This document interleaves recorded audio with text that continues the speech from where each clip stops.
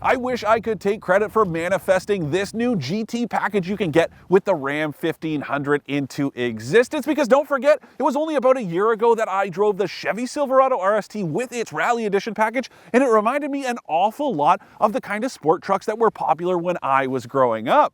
In reality, development for this would have started long before I mentioned it, but either way, I'm happy to see Ram getting in on the action. And even better than that, there are some genuine performance adders here right from the factory. But you better be ready to reach deep into your wallet if you want to park one of these in your driveway.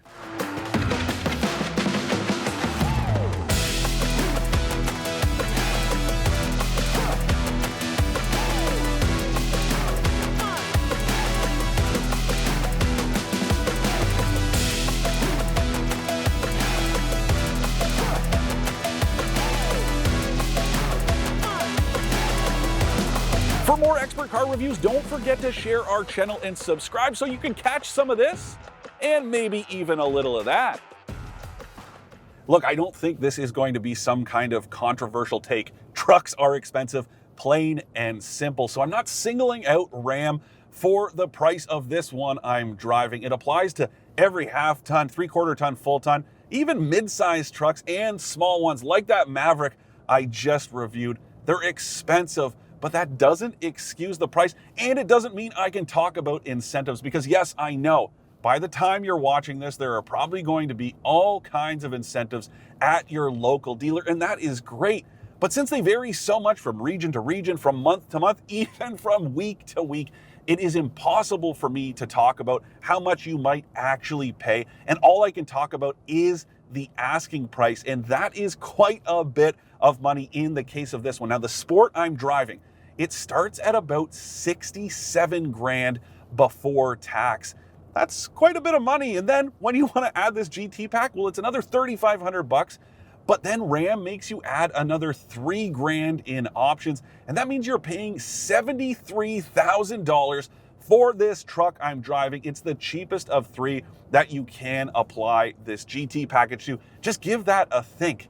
That is a ton of cash. That really is luxury brand money. Now, I know trucks have evolved to the point where they do feel pretty much like luxury vehicles. I'm not going to debate that with you either, but don't you guys think that is a lot of money? Let me know in the comments below what you think. Have prices of pickups gotten out of hand? And is this just another example? Because I personally feel like it is. But anyways, we should talk about this GT pack because it's both a long time coming and something I am so happy to see.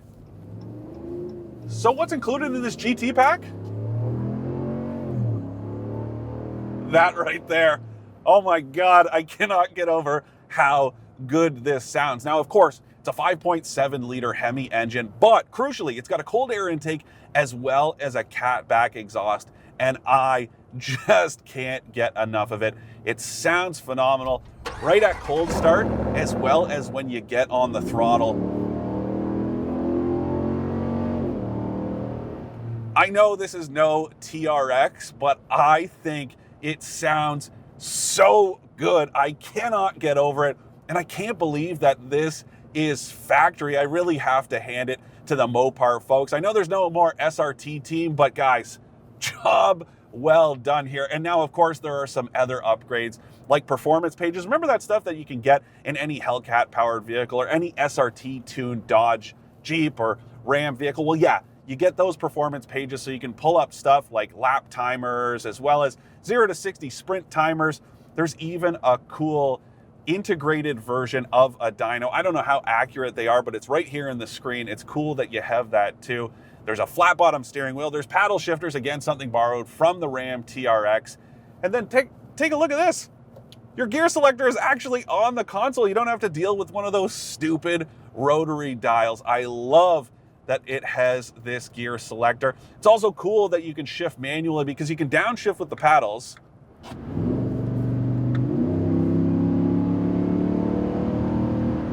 Not only is that going to be handy if you're towing or trying to get out of a sticky situation, but it just sounds really good too.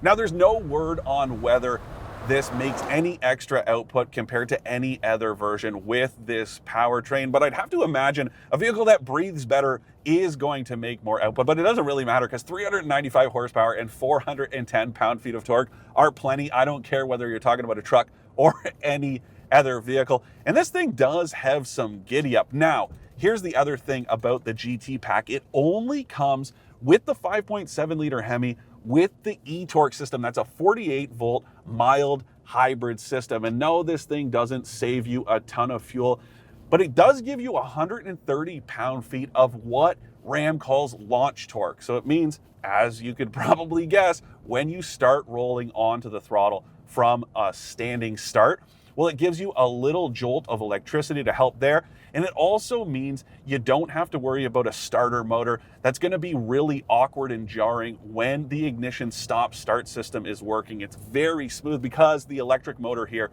replaces a traditional starter. And it does work really well. And just in general, this powertrain is very smooth. I've said it before and I'll say it again. It's very sultry. It's got that great sound too. And the throttle response is just about instantaneous. I really do enjoy driving this, but it does come at a price, and that is at the fuel pumps. Even with this mild hybrid system, this thing is rated for 12.4 liters per 100 kilometers combined. Yes, I know it's a V8, but that is a lot of fuel. And the worst part is, I have been doing much worse than that for a couple different reasons. A, it is freezing cold. It feels like minus 24 degrees right now with the wind chill.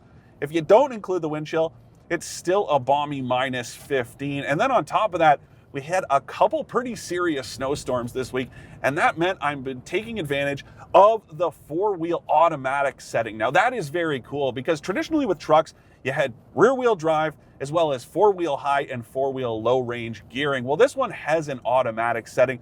So if the rear wheels start to slip, you can send some torque up front automatically, but that does come at a price. And even when I went on my evaluation drive earlier this week, I was burning more than 13 liters per 100 kilometers, and it's only gone up since then. And I'd imagine it's only going to get worse as the week progresses. I am already up over 15. Pretty atrocious, but I guess that's the price you pay for V8 power.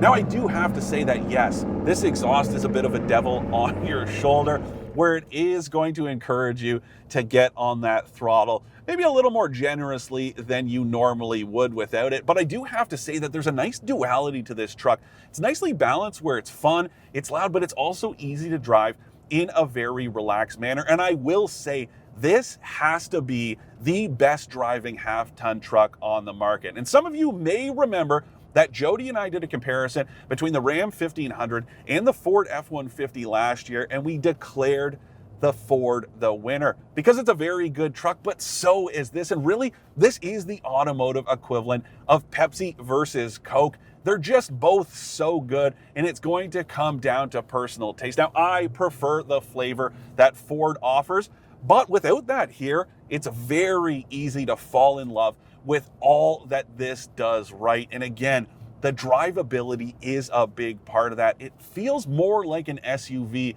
than a truck, especially because this one has the optional air suspension. I'm telling you right now, if you skip all the available options on any Ram trim, trust me, spend the $1,900 to get this air suspension. It is just so soft, so cushy, and it gives it a nice controllability that you might not expect. It pairs well with the chassis and the steering. You know, too many half tons, including that F-150, well, they have very light steering, but this is nicely tailored to the size. I'm sure you guys have heard me say that in so many videos because that is important to me. You don't want it to betray the size of the vehicle. You want it to be well matched, so you kind of get a good sense of the overall size, and that's very much true here.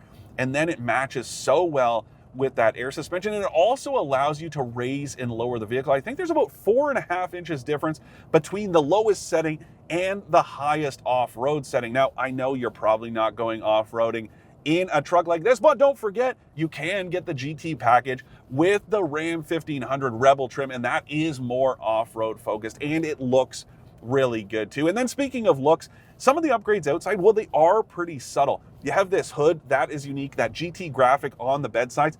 That's really about it. This one has another upgrade package that has these massive 22-inch wheels. Now, a word to the wise, bigger wheels means bigger bills when it comes to replacing your tires. These are 22s, so they are going to be quite expensive when the time comes to buy new rubber, but these wheels do look great. And I feel like they're kind of a nice little callback to the Ram SRT-10. They have the same sort of 10-spoke split. They almost look like tuning forks in a way. I really dig the look, but I also like how subtle the presence is. There's no denying it has presence. It's just not super in your face like something like that Ram TRX. Now the cabin is really understated too, but I think it looks great. I love the gray accents. Again, with the GT package, you get these upgraded seats and they have the embroidery as well as just subtle little accents here that make it look really good, and it's not as far a step down from some of the more luxurious trims than you might expect. And there's all kinds of good amenities too, starting with this 12-inch touchscreen that is very hard to ignore for obvious reasons. It is huge. It's right here. It's in your face. You can't look past it even if you try. And normally I praise the Uconnect system that you get from Jeep, Ram, Chrysler, Dodge. It's all the same. And this one does have the latest version, so it's got wireless Apple CarPlay and Android Auto, as well as a built-in Amazon Alexa assistant. That part is very cool, but I'm disappointed with the way it has worked this week, because right away, from when I picked it up, doesn't matter whether I have my phone plugged in or I'm using the wireless connection, it is just constantly kicking me off. It's bouncing back to a blank screen. It's flickering back and forth between a white screen and a black screen. It is very annoying. And then the other thing is, you got that little shortcut dock at the bottom when you have Apple CarPlay open. Well, sometimes this bar just blocks it, so you can't actually navigate away from whatever screen you have open. So right now I've got my Google Maps open, that's fine. But if I want to jump back to my music or something like that, well, with that black bar, I can't actually do it. I have to go all the way back to the Uconnect home screen and then relaunch it and hope that it's figured itself out. That's very disappointing. Maybe it just needs an update, but I hate to see that, because again, this is one of those things that's gonna help to set this truck apart or keep up with something like the F-150 that has been pretty flawless in my experience when it comes to the infotainment. So this is a bit of a bummer. But when this touchscreen is working, it's bright, it's responsive, that part is good. But I do have to say, there's just a little too much reliance on touch controls in here instead of physical ones. I'm normally not a fan of too much touch, and that is very much the case here. And even the way some of the physical controls are laid out aren't all that intuitive. Take the climate controls. They flank the screen, and that's just not something that you're used to. I've spent a lot of time in Rams with this screen, and I still can't get used to the way it's laid out. That part bums me out, but there is more to the story too, because as you guys know, I love heated seats and I love heated steering wheels too. Well, this one has both of those. They're standard with the sport trim, but there are no physical controls. And this has been something that has plagued the former Chrysler Corp for years now. I remember my parents bought a Dodge a good, 10 years ago, and they had the same complaints. In order to activate the heated seats or the heated steering wheel, you have to do it through the touchscreen. That's still the case here. That to me just defies logic. And then the other problem, this has voice recognition, but check this out. Turn on my heated seat. What can I help you with? I can help with navigation, phone, send a text, music, radio, climate. Now, Jody and I were talking about this voice command dilemma earlier this week, and she had a good point. Those advanced systems that can allow you to open the windows or adjust your seats, well, those really are reserved for luxury products like BMW and Mercedes-Benz. Totally true, fair point, but I do expect more from a modern vehicle, especially one that lacks physical controls for those functions. If you have to use the touchscreen, you should be able to do it by voice too, especially because I can use voice controls to adjust the temperature or fan speed, but I've also got physical controls for those and I can pull them up on the screen. So I do think that this needs to be a bit better, but I have to say the physical controls that are in here are very good. Aside from the layout of the climate controls, down here I've got my parking sensors, I've got a tow haul mode, I've also got the towing package, and that means I've got both a trailer brake controller and this trailer steering assist knob. Now, you guys are probably going to remember that Ford piloted this system years ago. Because you know when you're backing up a trailer, if you steer to the right, the trailer goes left and vice versa. Well, this takes at least some of the stress out of that because you can steer using this knob. If you turn it to the left, it goes left. If you turn it right, it goes right. That is cool. There's also this toggle here to raise and lower the air suspension. And then there's also all kinds of good controls on the steering wheel. And some of my favorites are here on the right because this has the advanced safety group. I've got both conventional cruise control controls and adaptive cruise control controls. It's so cool that it's got both. I think that is something that not too many automakers do, but more should for a couple reasons. Let's say you're not comfortable using adaptive cruise, but your partner is. Well, they can use it and you can still use conventional cruise. Or if you're towing, that is another big one. You can't use adaptive cruise, but you can use conventional cruise control. And the steering wheel controls, well, they're simple. They make a lot of sense when you glance down at them. That is very cool. But that's also part of the theme here because you have to pay about $2,200 to get those advanced safety features. You only get stuff like forward collision warning standard. If you want blind spot monitoring, lane keep assist, adaptive cruise, pedestrian detection, all of that stuff is optional. And so is a lot of the other stuff you can see here too. All right, guys, unpopular opinion time. I don't personally find pickup trucks all that practical for everyday use, especially for family duty. Yes, you heard that right. There's tons of utility, but not family-friendly practicality. Especially if you look at SUVs or minivans, you've got all that interior storage for stuff and people. But in here, if all the seats are taken up, where are you gonna keep your luggage, your groceries? You know exactly what I'm talking about. Let's be real with each other. Now, there are some extras here that do help just a bit, but they add to the price. You know that's the case. I just talked about it inside, and that's true out here too. But there is some cool stuff, starting with these Ram boxes. You do have some lockable storage. Now, obviously they're not insulated, but at least you can keep tools or equipment in here if you need to. The other cool thing, there are drain plugs in here so you can fill it with ice in your favorite beverage, and I guarantee you will be the most popular person at the next tailgate party. Now, around back, trucks are big. We all know that. Automakers want to make it easier to get in the back. Some use corner steps. Some use tailgates with fold-out steps. I'm not so crazy about Ram's solution. This step that pops out from underneath the bumper, I don't like it at all, but I do like this. You've got a split folding tailgate, so it opens conventionally or like barn doors as well, and that to me is really cool. It makes it easy to access. Now, this thing has about 1,800 pounds of payload and 11,000 pounds of towing capacity, according to a spokesperson that I reached out to. That is a lot of weight, but don't forget, I remind you guys all the time, if you are towing, know that they are not mutually exclusive and payload affects towing.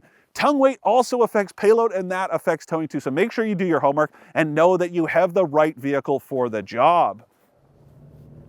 Jumping back in here, there is so much room inside. Now, the GT package you can only get with a full crew cab configuration, and both front and back, there is just so much space to stretch out. I really do like this cabin layout. Now, I did complain before about limited headroom. The seat sits really high. That's still true here, but as you can see, this one does not have a sunroof. Now, my camera guy doesn't like it so much because there's not much light being let in the cabin while we're filming, but for me, on the bright side, I have so much headroom. Now, I still sit high, so the top of the head-up display is cut off for me. Yes, I do have it in its lowest setting, but I still can't see the top when I'm sitting upright, but I do like how much room I have. But again, going back to the extras, that head-up display is just another example of all the add-ons here.